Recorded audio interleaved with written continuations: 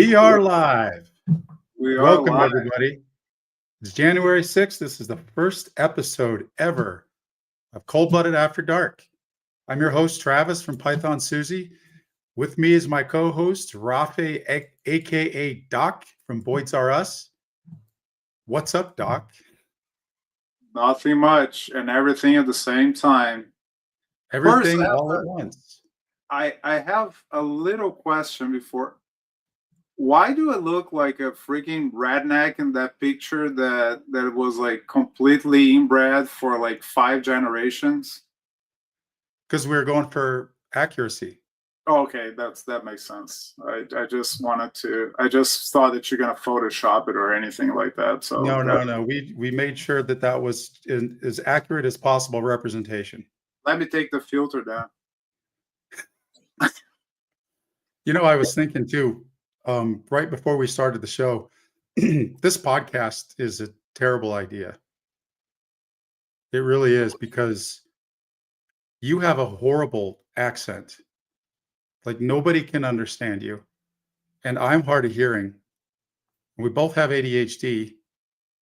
So this is pretty much going to crash and burn. You ready to go down with a chip? We're gonna make it happen, because when it burns, it creates fire, doesn't it? yeah, and burns and heat and all that stuff. So tonight, I think we're going to talk a little bit about business sustainability, get a perspective from somebody like you that's been breeding for a really long time, the new guy like me that's new to this market but not necessarily new to business. We'll kind of do some comparing and contrasting, right? You can give me your feedback on what that looks like from your perspective as a long-term breeder, and then I'll do mine as a newer guy. And we'll talk about customer service, especially in light of the infestations people are getting from cocoa mites, Exactly. how to manage that kind of stuff. And then maybe we'll touch on some hybrids. But before we get into all that, let's tell everybody who the hell we are. Like, who are you? How did you end up in our country? And what are you doing now besides ball pythons? Well, besides being a illegal immigrant that had to cross the border, I crossed the dry border. It was easier to jump out of the fence. I was in Brazil. I'm a veterinarian. I'm from Brazil. The reason why I left Brazil was because a lot of money that I owed to drug lords. So eventually I had to flee out of the country, and here I am. They told me, like, there are a lot of free stuff in the United States that the government is going to give you, and I'm thinking of opening a daycare now, so I can get a little piece of the pie. All right. So with all seriousness, I moved to the US in 2013.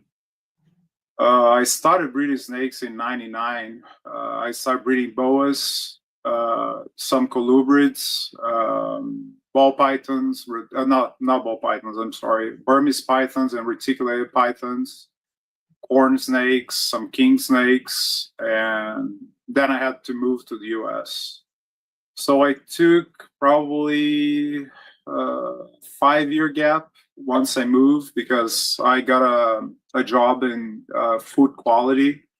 So I travel all over the world and the US, visiting meat plants and frozen vegetables and all of that, and to guarantee quality product development and all of that.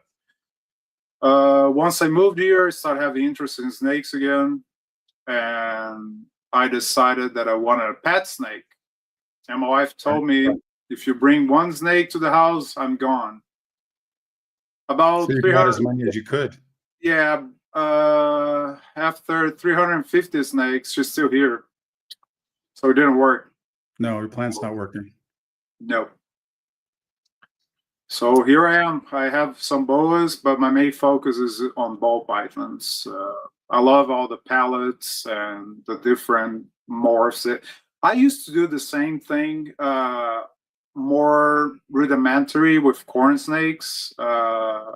back in the day, corn snakes or the ball pythons now, you had Right. all different morphs and recessives, and we'll be excited about like mixing different morphs. And so when I saw what we had now with ball pythons, I got flabbergasted. So uh, that's my focus now.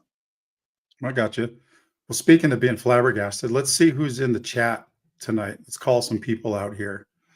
We got Choke Artist Exotics. This guy's up in Coeur d'Alene, Idaho, I believe, my state. What's going on, Choke Artist? Thanks for showing up. Motor City Morphs, good evening. Thanks for the well wishes. We got Holly, Texoma Exotics, one of our sponsors. She's behind the scenes helping us out. Much Always the cat. appreciated. Morbid Morphs, here for the first. Thanks for showing up. Appreciate it.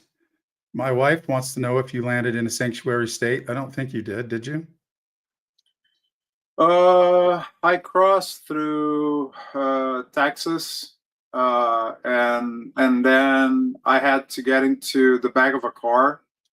So they drove me like 18 hours on the back of a hatchback. But I'm good now, so no issue.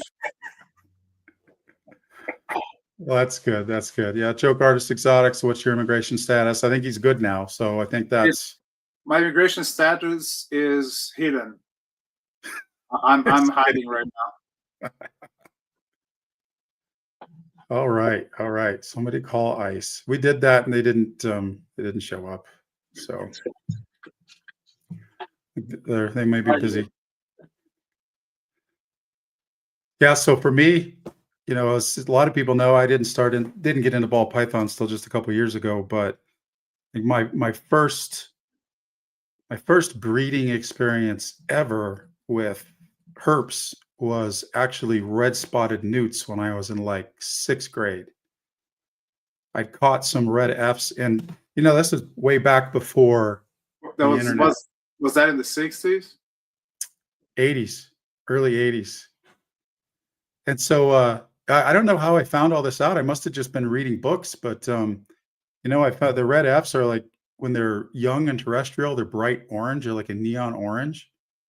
And I used to find them all the time in the Adirondack Mountains, and I collected them and raised them up. And when they become adults, they return to an aquatic state, and that's when they reproduce. And so I had a big, like 50-gallon aquarium with the red spotted newts in there, and I had the males and the females, and got them to lay eggs. I put real plants in there, and they would lay the egg and fold the leaf over, and then you'd get like a little newtlet or a little tadpole kind of thing. Do they have any sex, the dimorphism? They have a little bit. The males, when they're adults, they've got a broader fin on the tail, and they've got kind of more of a fin on the back than the females do. More of kind of like a display thing because they do like a lot of that. They swish the tail and stuff. Where were you living back then? This was upstate New York. So I lived there for most of my life, growing up, farming it and whatnot. And then I think I was in middle school. I collected some snapping turtle eggs and set up a water incubator with a little 10-gallon aquarium, a brick, little, not a petri dish, but a little, plastic container sitting on the brick. And then I had water in the bottom with an aquarium heater and just a styrofoam top. And I think I set it to like 83 degrees or whatever, and hatched a bunch of little turtle eggs, kept one and let the rest go, and collected a couple other snapping turtles and had them in a big cast iron tub in the backyard, and got them to lay a clutch of eggs and incubated that clutch, and did the same thing with Eastern painted turtles, which are a lot easier to do, by the way, than the snapping turtles. And so, yeah, so that was kind of, my first experience. And then, got older and went in the service, took a break for a while, got into leopard geckos a little bit later on, had a few clutches with them, and then took another hiatus, life and work and whatnot. And then my daughter, she's 5, she saw a blue-eyed leucistic. Our nanny had one, just saw a picture of one. And so she wanted a snake. And I always thought ball pythons were boring, to be perfectly honest. But I saw it and I was like, we could probably do something like that. We started with a stuffed snake. That didn't really seem to satisfy anything. So I ended up getting the bug, got a pair of Angolan pythons first, and got a hybrid python, and then got ball pythons. And now, I still have a small collection compared to a lot of people, 50 something snakes altogether, with the ball pythons, Angolans, the Sanzinia, the dwarf berms. So I think I'm at 56 and I'll be at 61 here shortly. I've got more snakes coming in that I promised I wouldn't buy. So And that's one of the topics that I'm building for probably the next episode, but because some people might think that 50 animals is a small collection, but depending on what you're doing, it might be a huge collection. So we're gonna touch base. I'm working on the 5 pillars of breeding and things that you have to be looking out for and your planning. So that's gonna be yeah. for the next episode as we enter into the sustainability this episode. Yeah, I think that's a really good idea. And so yeah, speaking of sustainability, in this, everybody says, well, this is the current market. It's down, it's terrible, nobody can sell anything. It's going to come back. What is it coming back to? I look at what happened in 2020. I wasn't in it yet, but that you talk to enough people, you can look back and you can look at Morph Market, you can see the pricing and everything. And to me, that was like 3 years of pre-buying the market during that period. That was kind of like a black swan event where people were selling these snakes for just insane amounts of money, and you could apparently sell a snake in your sleep. And now I can't do it anymore. So to Actually, me, that means a return to normal, but I don't know what it was like before. Go actually, ahead. what people don't realize that 2019 it was in a downslope already. Like we're already seeing the prices crumbling down until COVID hit at the beginning of 2000. I can specify, like Travis and we had that conversation before.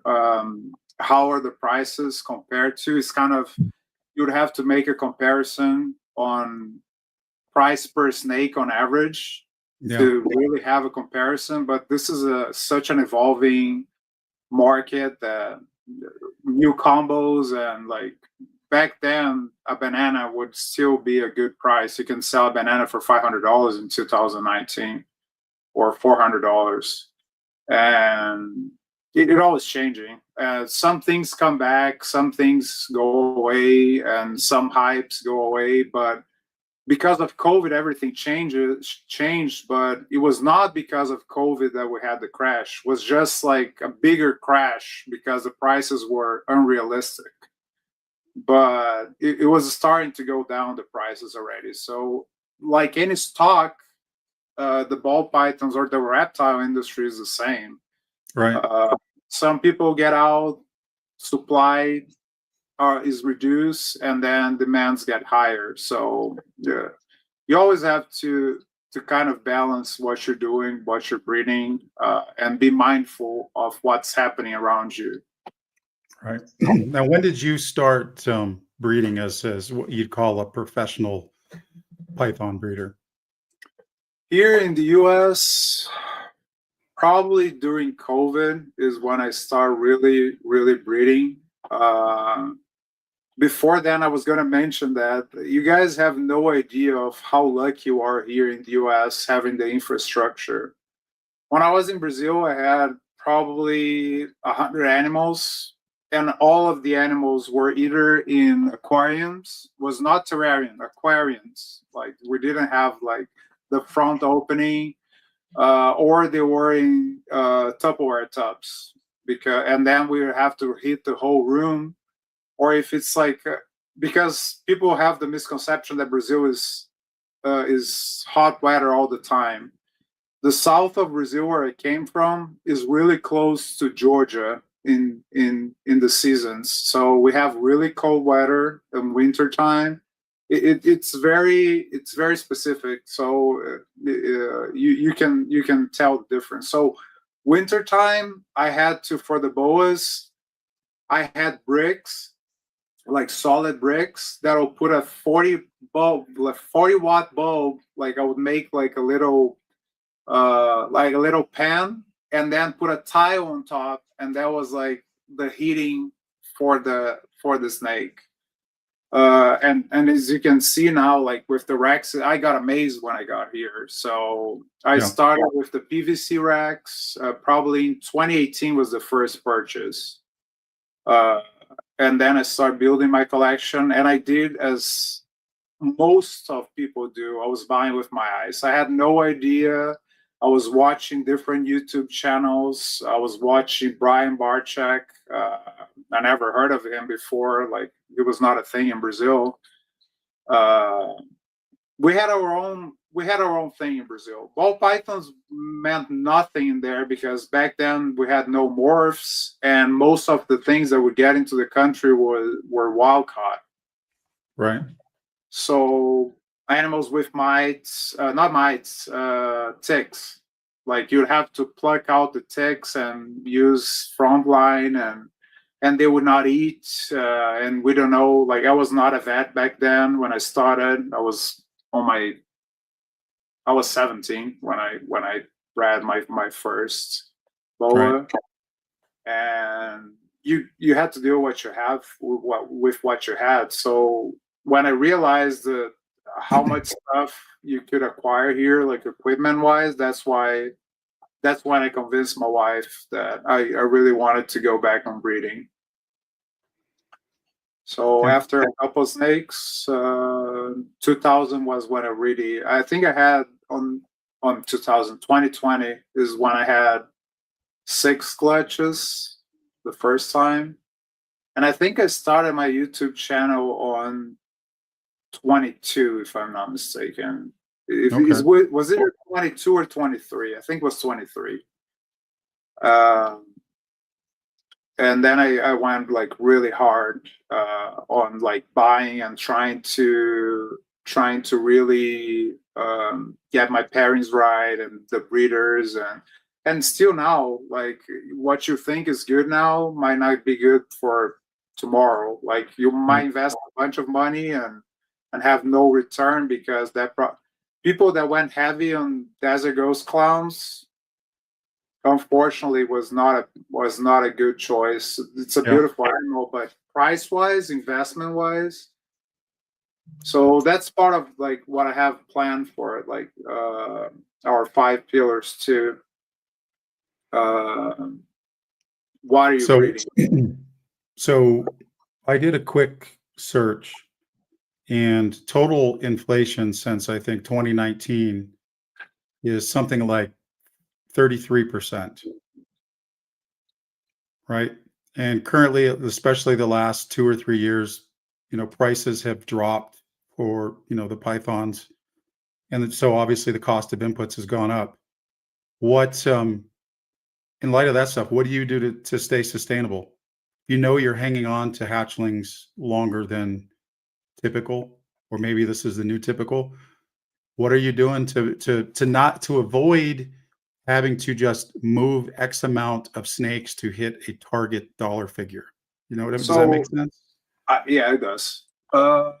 So 2 things. And again, I have to hold my tongue to not go too much into this because of the next episode that I'm building. But basically, you either have to have money to sustain your collection and not have to worry about it, that you either save from prior years and it's your business money, or it's your own money that you're willing to put in and you don't care if you sell or not.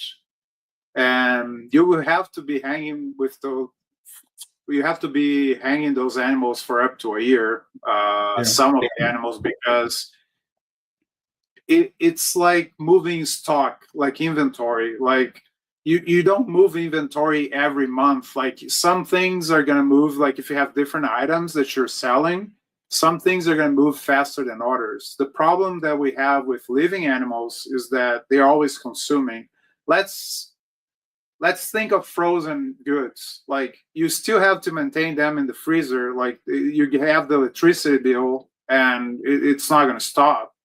If you have car parts that you sell on eBay, they're on a shelf, like their inventory, right? It doesn't Right. matter. Like, if you close your business, you sell the inventory, and you don't have any overhead. So you either have this money or you don't. So if you don't have this money, you have to breed your own rodents. Yeah. Then it goes to, do you have time to breed your own rodents? Do you have the will to be breeding rodents? Because that's another task. I was telling the story back in Brazil when I was breeding animals. I never spent $1 on rodents because my friend, he was the manager of a biotarian. He used to breed guinea pigs and mice for labs. So before the animals would go to the labs, like, that was like a huge breeding facility. And when he was doing his sparings and all of that, he would have actually to cull a bunch of healthy animals because you can't keep them all. Like, you can't sell them fast enough. And there was no demand in Brazil for people other than labs to be buying the rodents, right? So they would give me for free, like, hundreds and hundreds of rodents. So I never thought about it. When I moved here, I told my wife, I'm never breeding rodents. I can't stand the smell and, like, all the mess, and then we have to deal with trash. It has to be done in large scale. Once I start having $500, $600, $700 a week bills for rodents, and then, yeah, I think I might change my mind. I start watching some videos, like, on how to efficiently breed them. And then I figured out that that was feasible. So I started here in this room. I only had one. I have two breeding rooms. So the other one was where I kept all my snakes, and here in the basement, this one was, both are in the basement, but this side of the basement was where the rodent were. This thing was a mess because the amount of dust, if you never bred rodents, you have to have a lot of ventilation. So it creates a lot of dust. It doesn't matter. You're never going to find a clean rodent building. You can clean the floors, you can wipe the racks, and you can do everything. Right. 2 days later, you're going to have dust again. So you keep it neat, but it's never going to be like spot clean like a reptile room. And I decided, well, I can't do that anymore. Like, I can't have this in my house. So I moved it. I bought an outside building, a 10 by 20. And I built it, if it was I finish it off. Like, it has drywall, it has floor, insulation, and everything. And it's work, but it's worth it. Yeah. I did a math, and I saved 75%. Yeah. 75% of what I would be spending. Yeah. Same here. I I think I was doing this for 3 months, and when I bought my first colonies of ASFs, and I had said up to that point, I don't want to buy rodent, or I don't want to breed rodents. I don't want to get into that. And then 3 months later, I'm breeding them because just in, I'd say, that period of time, was it 3 months or 6 months? It might have been 6 months. I think the prices of frozen thawed had gone up 2 or 3 times. And initially I was like, this is fine. This isn't too bad. And then the prices went up again, and then they went up another, a third time. And I was like, I can see how this could be expensive. And for me, when I first got into this and looked at how I could be sustainable, the first thing I thought about was overhead. Like, this is an overhead intensive business model if you let it. If you've got hundreds of snakes, you've got a massive food bill, you've got a massive, electricity bill, water bill, depending on where you live. And so I decided right then and there, I needed to focus on a small number of snakes, multi-species, because it only took me a second to see how incredibly saturated the ball python market is. So I definitely needed to diversify a little bit and buy snakes to work with that didn't really have morphs, but had a stable price structure, right? Like Angolans are pretty stable, Sanzinia, dwarf berms, and those are all like different tiers of pricing structure, right? And talking with some of those breeders, the good breeders, for the dwarf Burmese can move a clutch a year. And so, you get 10 eggs, that's 40K, right? The cost to house and, keep a dwarf Burmese alive or, moderately the same as ball pythons, maybe a touch more because they're slightly bigger.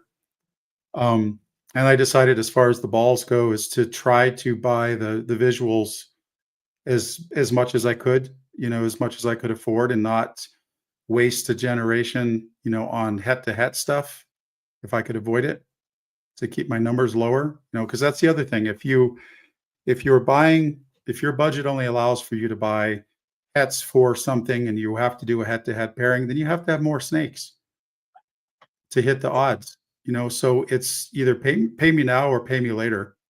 You either buy the lower end snakes, but then you're going to have a greater overhead because you're going to have to house more snakes. And if you have the budget, you're going to pay more on shed testing. And it all depends, and it comes to, and I agree with you, but it all comes to what's your end goal? Mm-hmm. Are you doing this as a business, or you're like, I want to buy hats because I want to hit at Ultramel. So I want to buy a pair of just single hat, like with some incomplete dominance, and I want to hit Anchi OD Ultramel. If that's your goal, like, and you want a couple of snakes and it's for fun, fine. Like, you don't have to spend a lot of money. You can buy cheap stuff and just be happy doing. But be mindful that you would have to sell the offspring. Like, if what you don't hit, you have to sell it. And if you're not prepared to be keeping, if you don't have space for those snakes, that becomes a big problem. Yeah, agreed. And that's something I wanted thing, to avoid as much as I can, right? By getting the visuals. Exactly. Another thing that people talk about, going into what you said, about diversifying.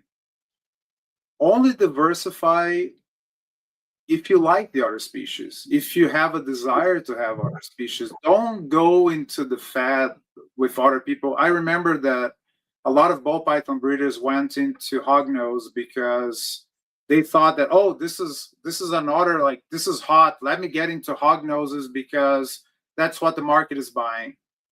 I don't care for hognoses, for example, myself. I think they're cute, like, to look at, but I have no interest of breeding something that I have to, that's going to be finicky to, like, all my hatchlings probably from the 250 plus that I had this year, probably 4 I had to assist.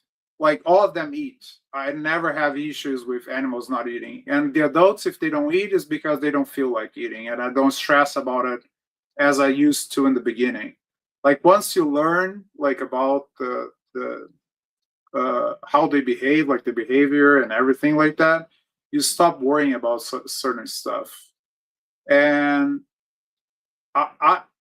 if you ask me, I have 3 top animals that I would keep. Number 1, Amazon basin, emerald tree boas. If I had to pick, you can breed whatever you want, unlimited space. I would only have probably emeralds. I love them. That's a Brazilian Amazonian species, and I love them. I don't have the space, so for me it's hard. They're expensive, and I don't have the space to be raising only. One day, I'm probably gonna, if I move to another facility, that's my plan. But it's because I love them, not because, oh, I can make this money with this species. And the second one are boas. I love boas, but myself, I don't like boas in in rack systems. Like I like them in enclosures. Like all of my boas, I don't have a lot, but all my boas are enclosures. And I'm not saying Right. the racks are bad, but boas tend to move more and stuff like that. And the third one is the ball pythons, because I love how the combinations like turn out to, and the possibilities like are infinite. So Right. So you don't think you could pare down your ball python projects for some emeralds and maybe another boa or two? I think you could do that. You've got how many ball pythons do you have? adults, that's a really tough question. Probably between the grow outs and probably 200. 200. So I think you could pare that back at least by 50% and get So some. let's say the 350 that I said at the beginning, it's probably more because I was counting the hatchlings. With Yeah. the hatchlings, I probably have around 4 something. The cost to maintain an emerald tree boa is roughly the same as a ball python. Oh yeah. I mean, it's not about the cost to maintain them. It's just no. I agree with you. Money wise, yes, but I want to have like a dedicated room, like with temperatures proper for them, and Yeah. I want to do something special when I have them. I just don't want to have, oh, I'm taking out this rack and I'm putting four enclosures for the emeralds. Sure. Usually, you do hotter temperatures with ball pythons, and plus the maintenance. Like you have to be keeping up the humidity. And I had them in Brazil. I never bred them. Probably I didn't have the right conditions. I didn't have as much knowledge as I have them about them that I have now back then. Right. And even in Brazil, they were hard to. It's easier to get an Amazon basin here than Brazil. Basically, in Brazil, you cannot have anything that is not already registered. You can't have anything exotic. Let's put it this way: I was not an illegal immigrant, but I was illegal back in Brazil. Um, Argentina can import anything that they want, so that was the back door to get into Brazil was through Argentina. Like they would import animals and they would come to, and probably I don't know if they would go through underground, but I know that they went through like a big name on the import and wholesaler side because they had anything that you wanted, anything that they would have for sale. So speaking of selling, our next topic is customer service, especially customer service in light of, today's more difficult market. What are you running into as far as challenges, customer sentiment, customer expectations, things of that nature? Before Anything? I think before we talk about what I've been through is like what I do as far as customer service. I don't treat anybody different. If someone is buying like a $2,000 snake from me, or if they're buying a $50 snake, I'm gonna give them the same attention. And usually, believe it or not, the guys that buy the most expensive snakes are the ones that need less attention. I had $1,500 transactions. How much it is? How much is shipping? Okay, money's transferred. When can you ship it? Done. And then you have a $40 snake that you have to help them make sure they have the right conditions, because most people then when they reach out to you on the lower end stuff, they don't even have an enclosure. They just see the snake, and I can see myself in that position. Like back in the day, like you see an animal you want to buy, right? You want to You go to PetSmart and say, oh, a ball python, I'm going to buy it. And then you buy the cheapest stuff that you can find, and you don't do any research because you think it's easy. You see the animal in this small cubicle and you think it's fine, as they have on display at the store. So I try myself to give the most attention to that people because I really feel for them and I want the animal to thrive. And sometimes, as much as you try, people don't want to listen. Oh yeah. They will tell you that they keep 3 snakes in the same tank and that they're fine, and that you don't know what you're talking about. I refuse sales. Like, if somebody tells me that they're going to put the animal on this and they're not give me, and I'm not saying to people that, oh, just buy PVC enclosures and that's what you have to have. If you can get like a small terrarium, like glass, and you follow, like, you have to have a thermostat, you have to keep the humidity. I'm fine, but I've been called a racist on a chat on Morph Market because I didn't want to sell the snake to the guy because he was showing me pictures where he was going to put the snake, and I said, "I'm sorry, sir, I cannot do that. Like, this is not proper enclosure." Right. And I was called a cracker. Oh, a what? Cracker, not a cracker, a cracker. All right. I've been called a cracker. I know what that is. Yeah, exactly. So it was not a cracker, it was a cracker. So you're going to deal with a bunch of different people, and it doesn't matter what people tell you. You have to be respectful, even if they're not being respectful to you, and you have to stop the conversation. Say, I'm not gonna go into this type of argument. I'm sorry, call sir or ma'am, and you're not obligated to sell anything to anybody. Right. That's the principle. Like, we have the right to refuse service and we have the right to refuse sales. If you're not feeling comfortable, if you're feeling, when you have, and you're gonna have that feeling when you're chatting with someone, you're gonna have the feeling if that person is gonna be a problem, because they're looking for a fight or argument. Some people will have dopamine releases when they're fighting with people. I have an ADHD daughter, so I know what I'm talking about.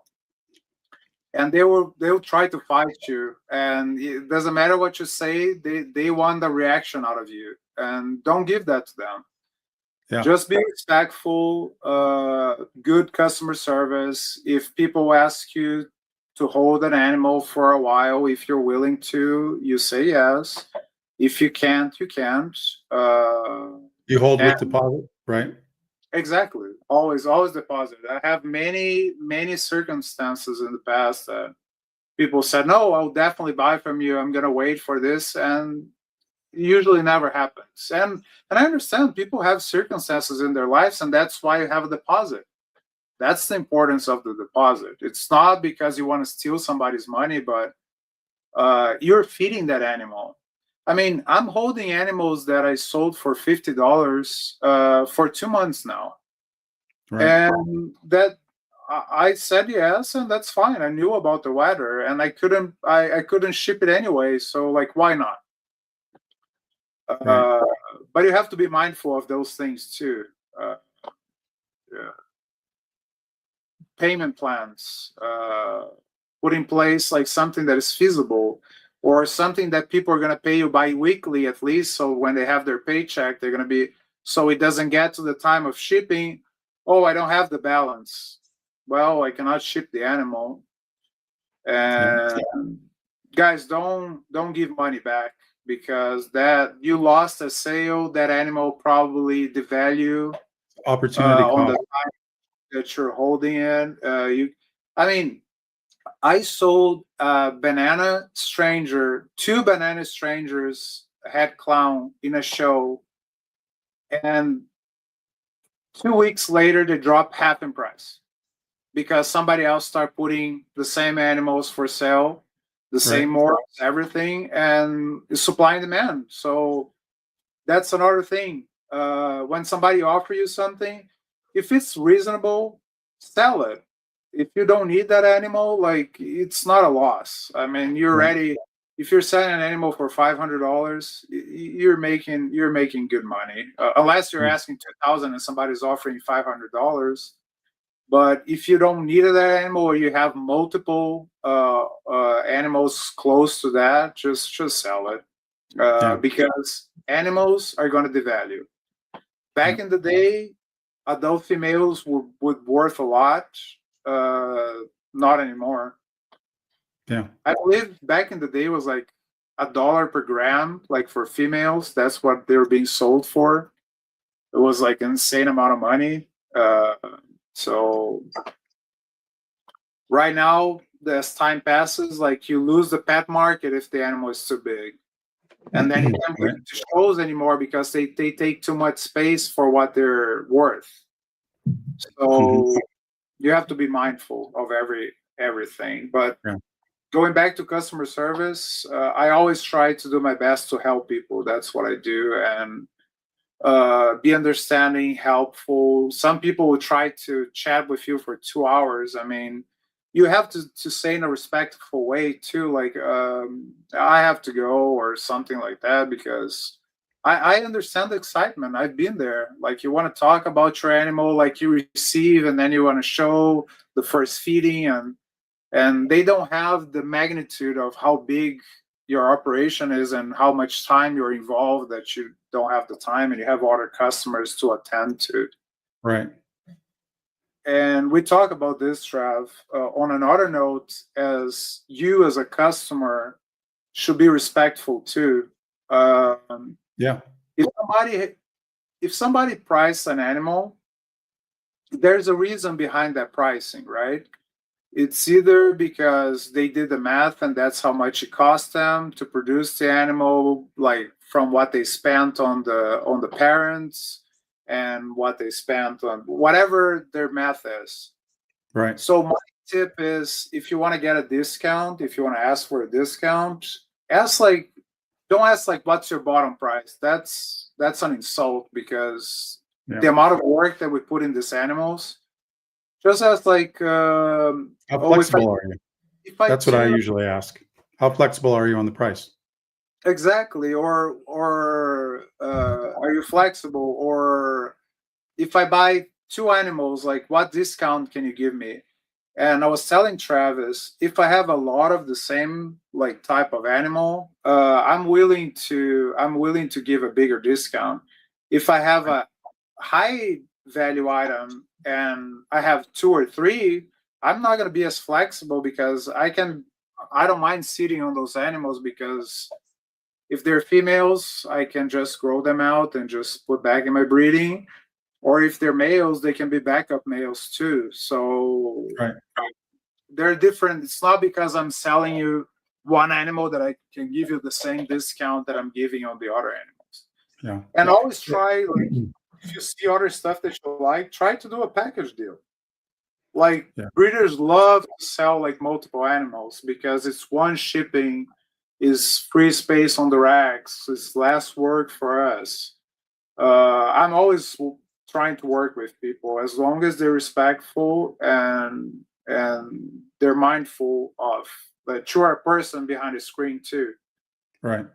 Yeah, I know for me as a buyer, I'll approach a breeder and first of all, I won't say anything to the breeder. I won't reach out to them or anything unless I want the snake, for one, right? Because I know that tire kicking is really annoying, having been, run my own small businesses in the past.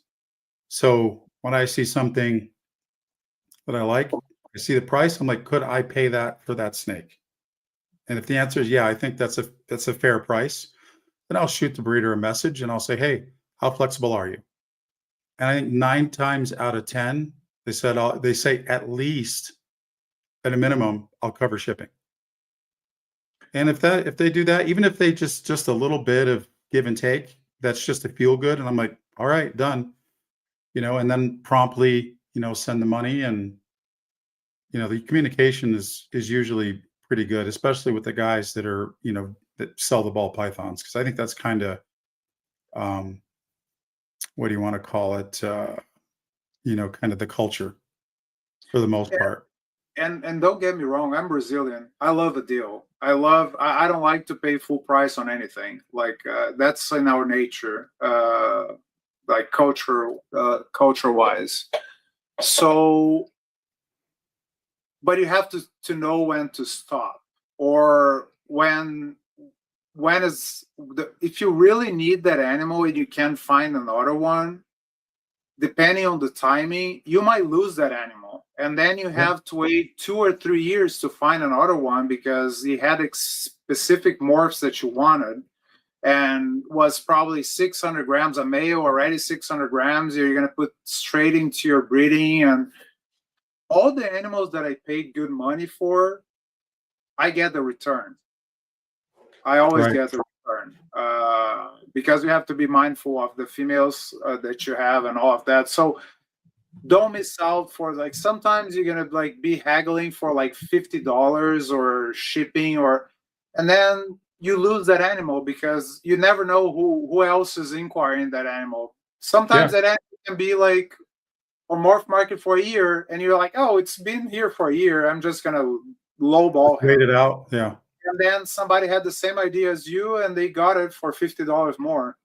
Yeah. Well, I mean, that's exactly what I did with the tri-stripe pair that I got, the 1.1. The male was exactly what I was looking for, almost down to, every gene. And it was even het clown, which I was like, if I could get one that was het clown, that would be a bonus. He was OD blade, tri-stripe, het clown. And then the female was, OD leopard tri-stripe. And I think if I remember correctly, she's het clown too.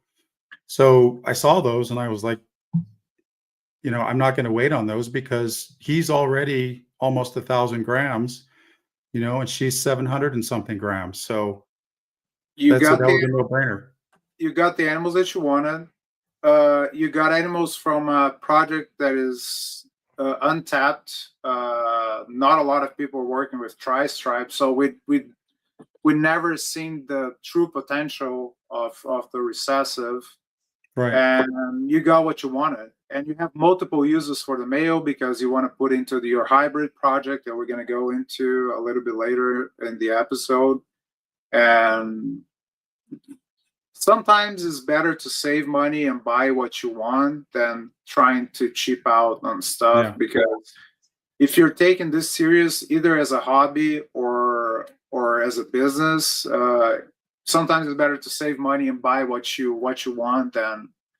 And I did that for a long time here in the US because I was always trying to look for a deal.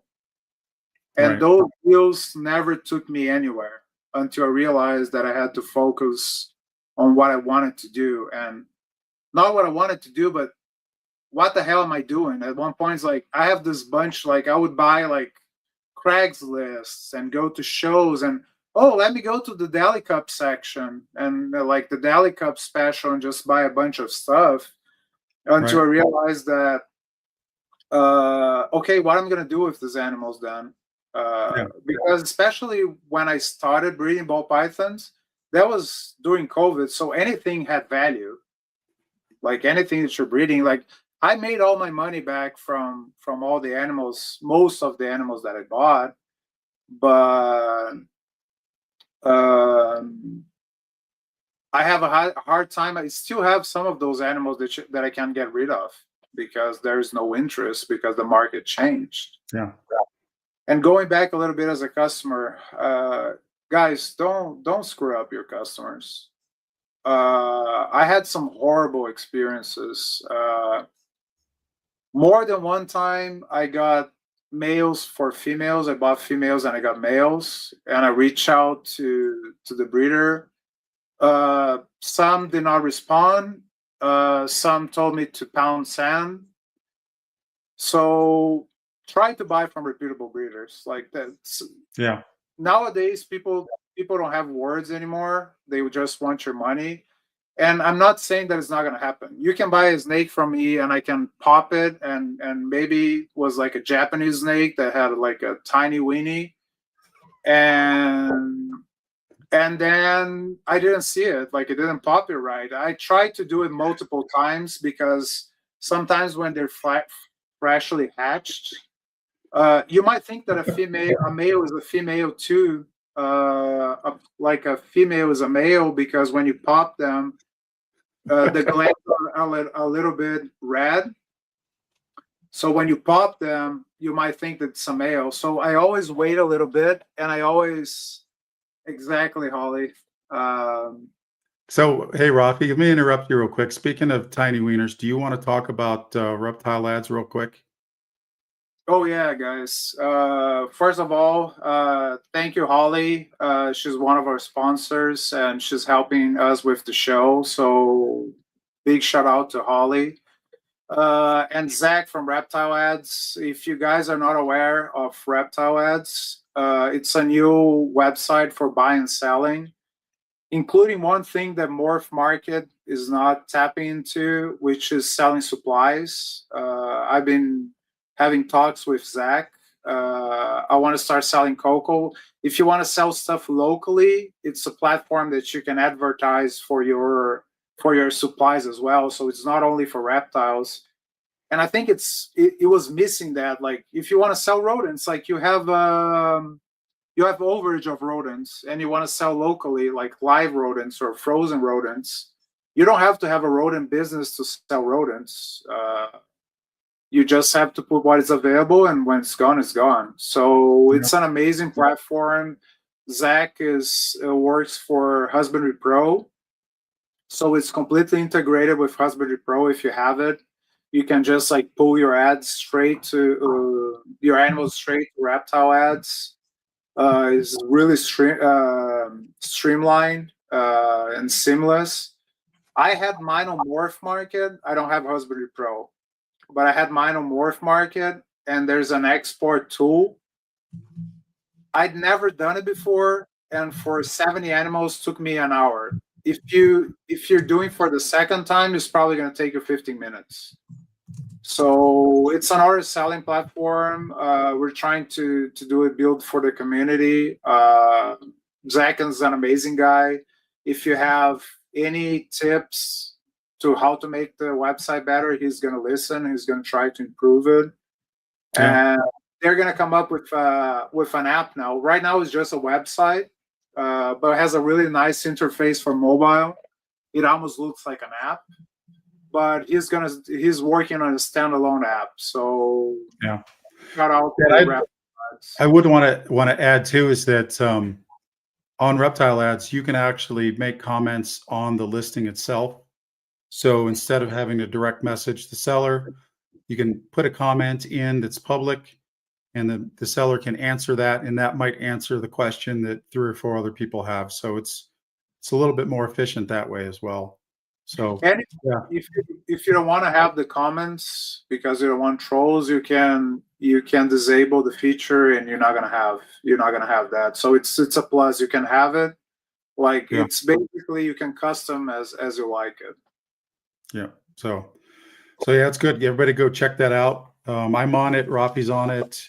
Seems like it's definitely going to be a viable alternative, or in addition to, Morph Market, any of the other places you might be advertising your snakes on. And then also you had to shout out Holly.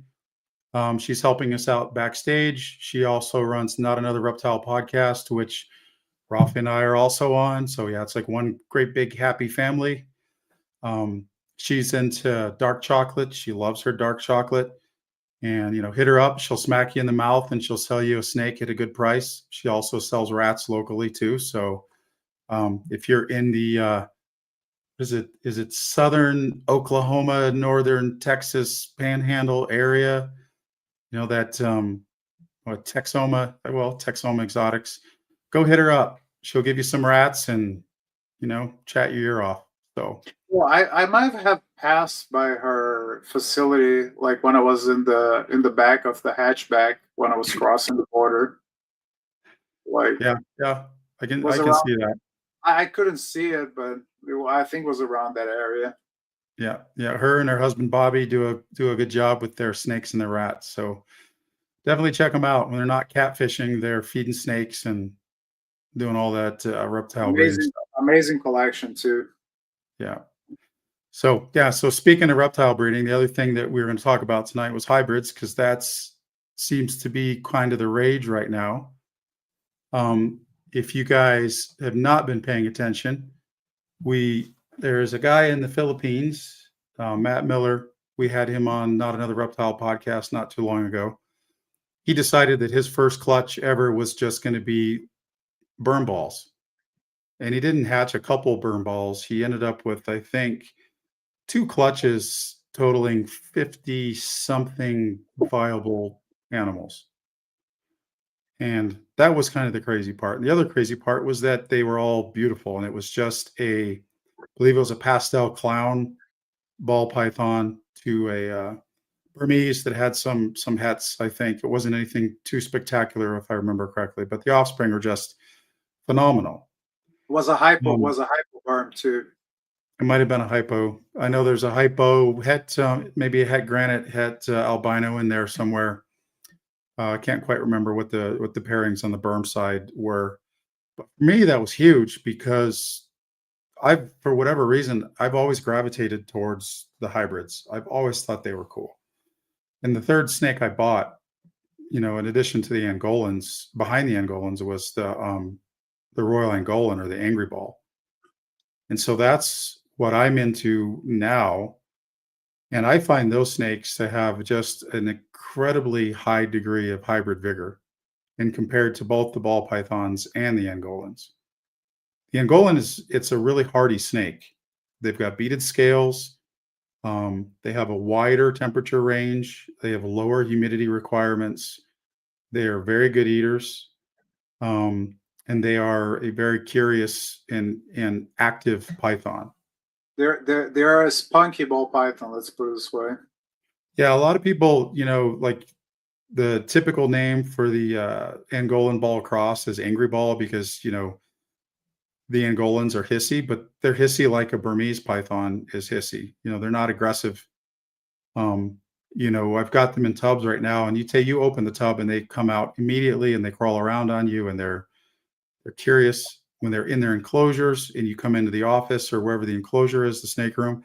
They come to the front of the enclosure and they come to the side of the door to be let out. And you let them out, and every time they come out immediately and they want to tool around and check things out. And the hybrids exhibit the same exact personality. And I would say like the 50-50 hybrid is probably more like a 60-40 version of the Angolan ball, with 60% Angolan in terms of they've got the beaded scales, they've got the outgoing personality. But I think where they display the hybrid vigor is the feeding response and just the overall strength, the constitution. Because you hold one of those snakes and it's like holding an iron bar. Like they are just an incredibly powerful snake, And So neither let the balls or the Angolans are super powerful. You know what I mean? let me ask you a question then. So we know how I don't have an issue with hybrids at all, and I think they're super cool. I mean, there are some hybrids that I'm not very fond, like the wall, like Womas, and like when you go like when they're too much apart genetically, I don't think it's a good thing on the outcome. It's like you can do whatever you want. Like I don't think you're not releasing them into the wild. So like back in where they came from. Right. But in your perspective, let's say that today you had some Angolans and you have some Burms, and you breed them together, and you have overall 50 hatchlings. How long do you think would take you with the market for those animals for you to move 50 animals from the experience that you have, for example? So I think to move that many animals, for me personally, maybe 3 years. Are you really? I think it would take a while because there are a lot of people that are interested in them. When I post things on social media, I post the hybrids, whether they're mine or they're somebody else's, and I'm sharing it, I usually get a message. And so that's a positive. But the hybrids currently are a little bit more expensive, especially if you look at the burn balls. And I think that that's because here in the States, we haven't quite figured out all of the environmental factors to get good clutches. Like over in the Philippines, I think he's got some luck with just the natural environment being high humidity. I think there are temperature drops at night that are perfect, just naturally. He keeps his collection. The berms are outdoors, and the balls are in a room that's very open and airy. So I think that plays a lot into it. I think the temperature drops at night are a bigger deal than what we think that they should be, if that makes sense, just across the board. And I'm coming to this conclusion because I'm researching Boolean's pythons right now, and I'm seeing the lack of luck we have in the States for getting viable. We'll get big clutches, 26 eggs, but 2 or 3 are the only ones that survive. Lots of slugs. And so I think that there's a sperm quality there because we don't temperature cycle like what they have evolved to experience in the wild up at altitude in Papua New Guinea. And so balls are not at altitude and things like that, but there are temperature drops every 24 hours, right? And so our snake rooms, typically we want to keep the temperature as constant as possible with a hotspot. And so I think it might be a little bit more a matter of luck if the male goes from the hot spot to the cool spot and does some sort of temperature cycling on his own. So, and there are some breeders, especially up in Canada, that do a seasonal temperature cycle, and they swear by it in terms of it helping their clutch sizes and the egg viability. So I think there's more to it than what we think. And so, going back to the price, it's harder to make them here. The Royal Angolan's not so hard to make, because they're a lot more similar, both in terms of environment and genus. They're very, very closely related. So yeah, so that they're a little cost prohibitive right now. Yeah, And my question went into my second question would be like, and the same thing that I tell people that want to breed retics, like, do you have space to house 50, 60, like from 2 clutches, like 60 hatchlings from retics, right, if they don't sell? Because they grow fast. They're aggressive eaters, so if you don't feed them as much, they're gonna basically attack you because they're hungry. They're not right, like ball pythons, and they lose weight much faster. So it cannot be like maintain feeding like some breeders do. But I think you had a really good idea on doing the hybrids with the super dwarfs because that's more manageable size wise. right, I'm always worried to like, I could not breed, to be honest, like especially like lower end boas, I could not breed them fast enough. Like every time uh, I have boas, I sell them. I haven't produced any last year. I didn't pair any of my boas. I'm gonna have one pairing this year. I breed them more for fun than anything else. right, But I know that I'm gonna be able to move them, and they don't grow as fast as a burn ball would grow. I would think like a mainland burn. So I think you're kind of getting to a niche that is not tapped into too. So I think it's going to be very interesting to see your development I'm, on that project. I'm definitely excited about that. I've got a 50% dwarf Burmese. I'm getting another one in the spring. Um, I'm trying to get a third one that is visual albino. But the breeder that has it has the clutch. He's not super communicative, so I'm not counting on that one. I, So I mean, I wouldn't either, to be honest. yeah. I So I the like I like the wild type much better. I mean, because there's much more that you can do with somebody's having stomach issues here, like on my side. Oh, is that Like I can hear it loud. how you thought it was gonna be as a python breeder versus how it really is? Exactly. So Fart in you the snake room. exactly. Probably it was not only a fart. Let's see, like after we finish the episode, I'm gonna open the drawer and see how it goes. Yeah. And why did you have to call me out? I was trying to make it look like it was a snake. It was obvious, Rafi, it was obvious. I But yeah, I I mean, as far as the dwarfs go, I even leaned to the side a little bit. yeah, Um, the I pure think dwarf, if you the don't, Progachai, I wanna keep the line of pures because there's just so few of them in the industry, but not for only like that, you can do much more with pattern if you don't have albinos. We know yeah, how like the color and the contrast are done. I love baby albino Burmese, like the oranges and everything that you get. I wish they kept those colors, but they become white and yellow. yeah, So I think you're gonna do much better with like the wild type.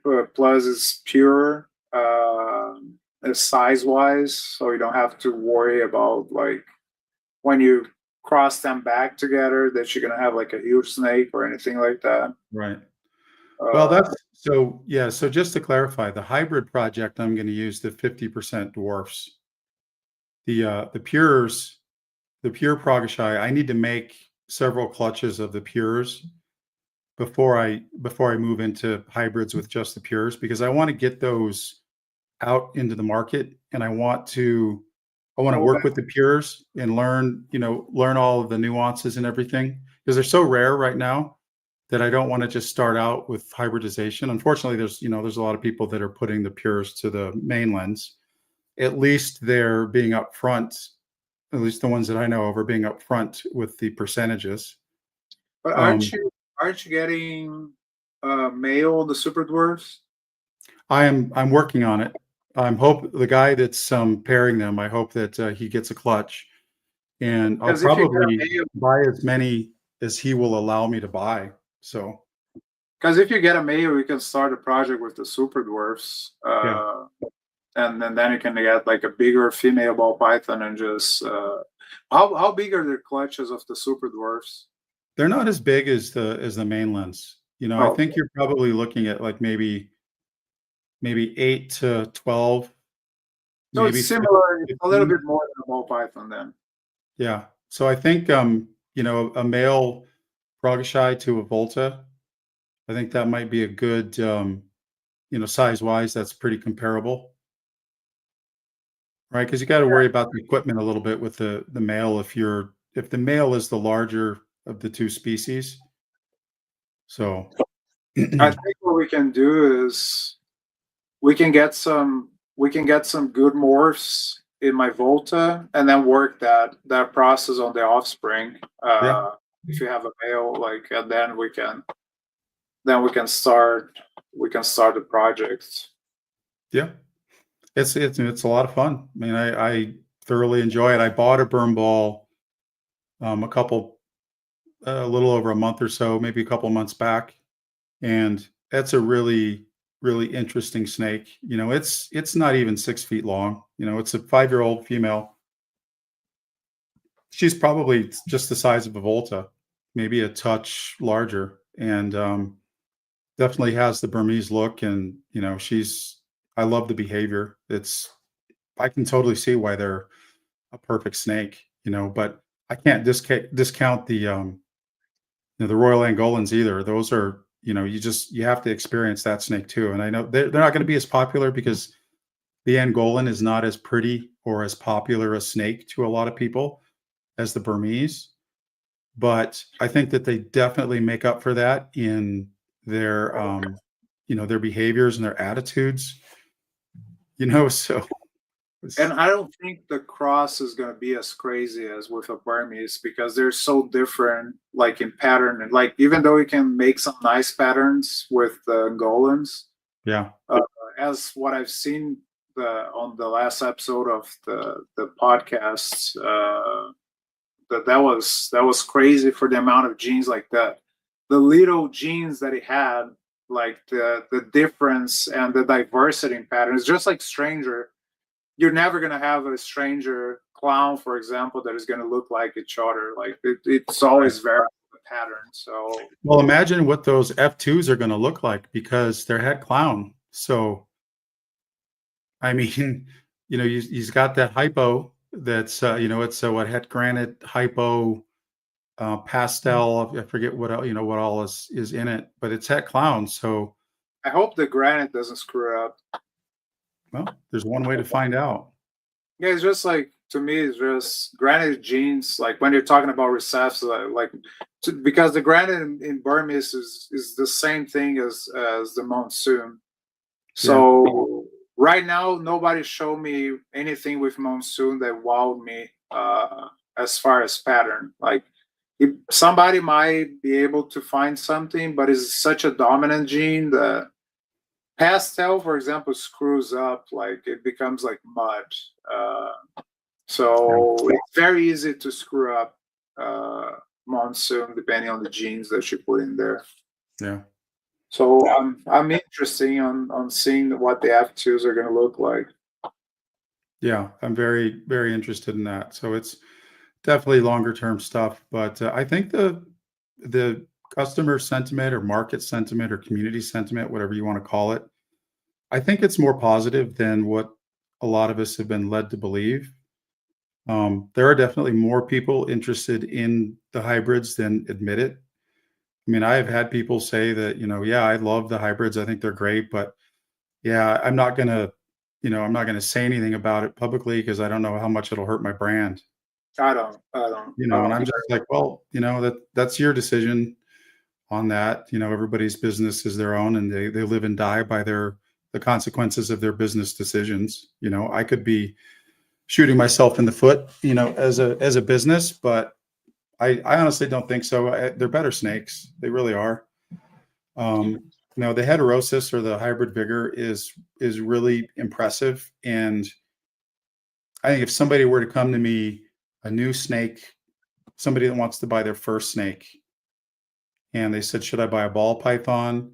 Should I buy, a hybrid, Royal Angolan or ball, a Angolan python or whatever? I would steer them towards the hybrid because they eat better than both.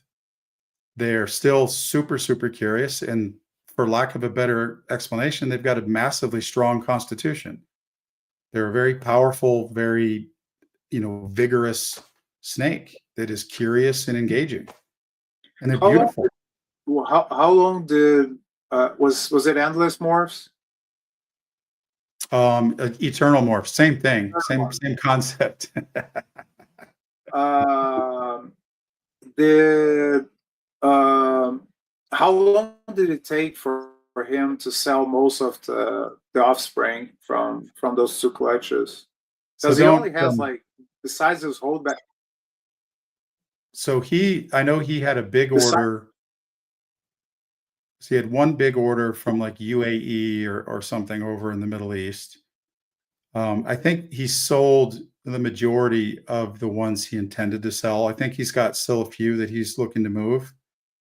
But I can't tell you the exact numbers, but overall he's very, very happy with how things have turned out. And he can't sell to the United States, right? We can't transport, we can't import them because of the Lacey Act. So he's not even able to tap into the biggest market. And, he's happy enough to be breeding them again in earnest, this season. So yeah, if he, just going back to the whole hybrid thing and all the people screaming out of their lungs about how bad this is. There's a lot of people that should be going to jail for centuries now, like they're breeding donkeys and horses together because that generates a meal. And hybrids are not always bad. Like some hybrids are bad. But ball pythons, even if you breed some, they're the same species, depending on the morph, they're going to be bad too. If you breed two spiders together, if you breed two black pastels together, if you breed two spot nose together, can be bad. So it always depends. To me, it's more be self-conscious, conscious of what you're doing. And Yeah. if you're taking, like, some people, like, they're against hybrids and they don't keep good husbandry in their animals, like they have dirty tubs. And so always look at yourself and see if you're doing the right thing, and if you feel that you're doing the right thing, I have no problem with it. I mean, for me, I think an ethical hybrid is a snake that is fertile and displays hybrid vigor and Right. serves a purpose in the pet industry. You know, like the burn balls. A lot of people love the Burmese python, because of its personality, but the size is prohibitive. A lot of people love the ball pythons because they're beautiful, but they can be shy and reclusive and just not very engaging. You put the two of those together, you get a beautiful snake that displays the behaviors of the Burmese. It's got a little bit of size to it still. It's got better feeding response, and they're absolutely beautiful, right? And same thing for the Royal Angolans. We've got the Angolan python, which is my all-time favorite. But they're an olive drab snake.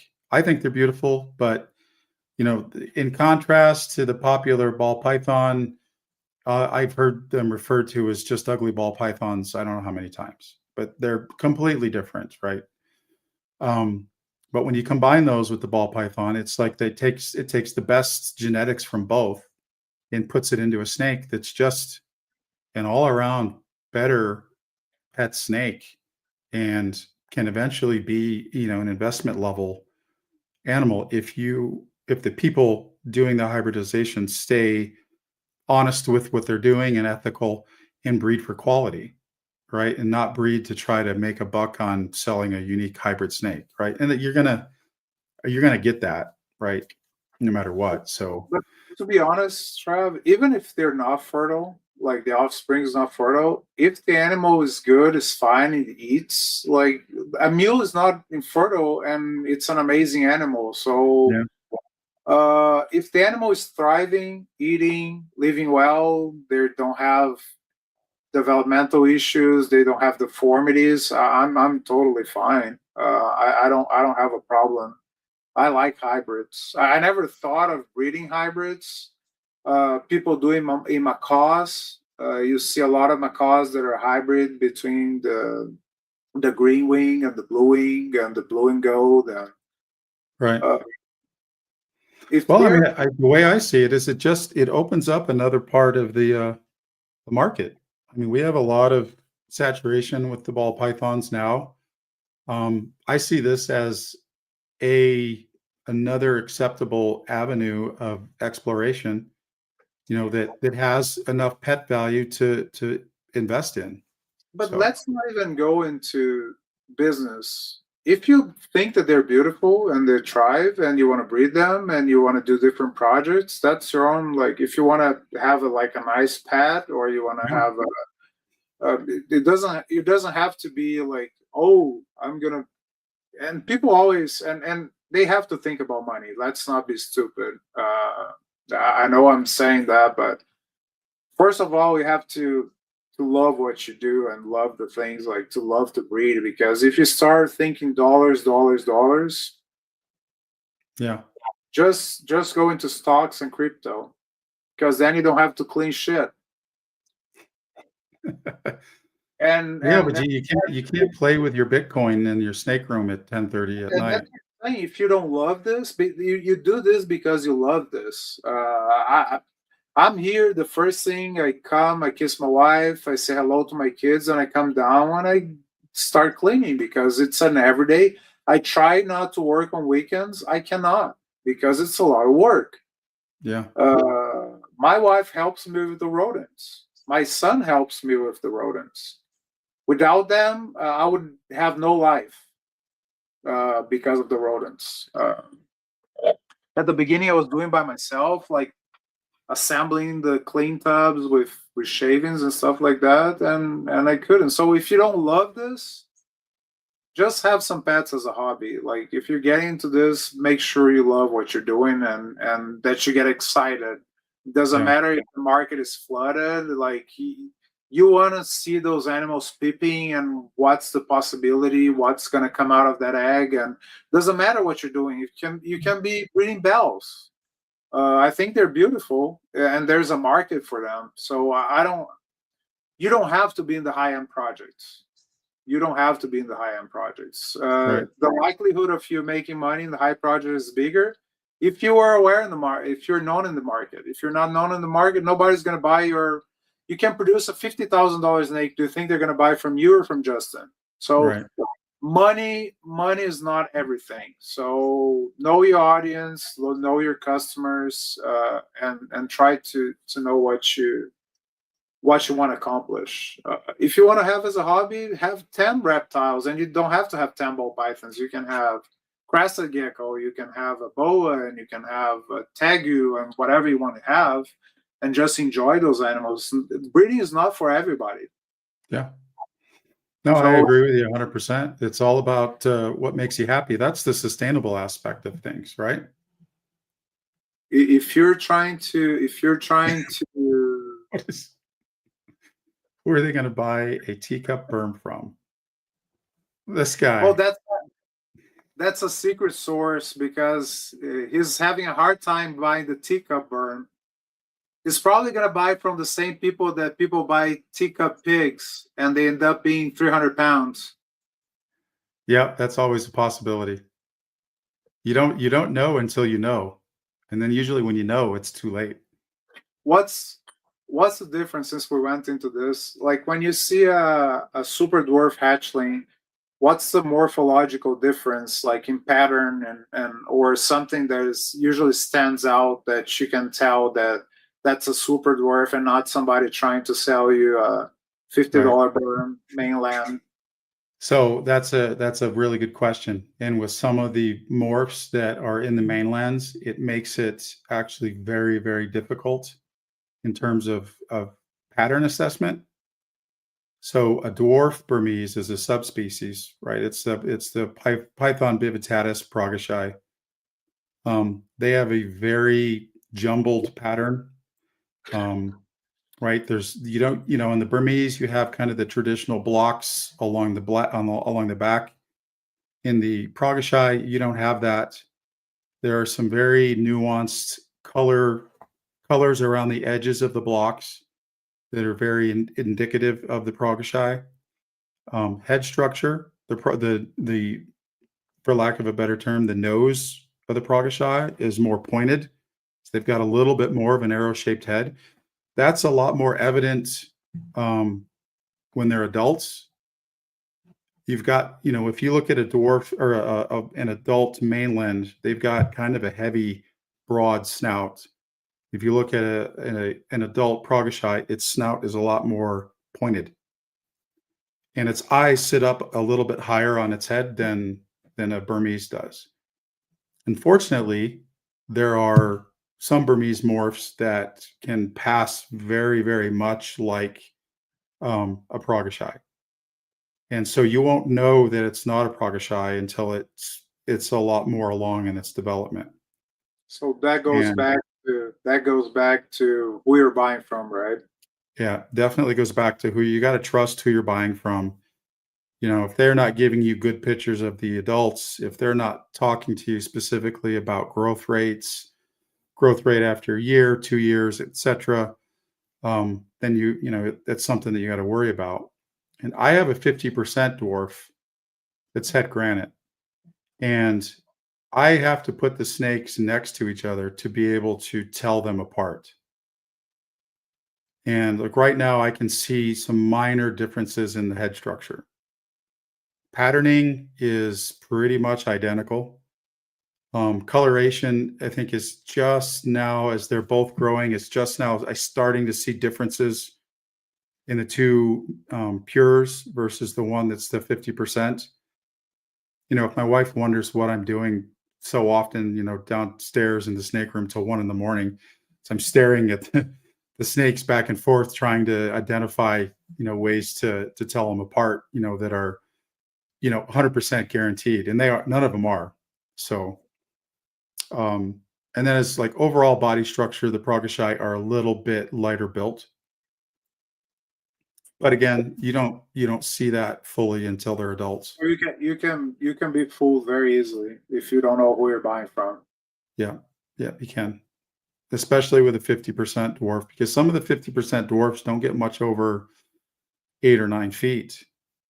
And, we're looking at 5 to 7 feet for a full, 100% Progashai.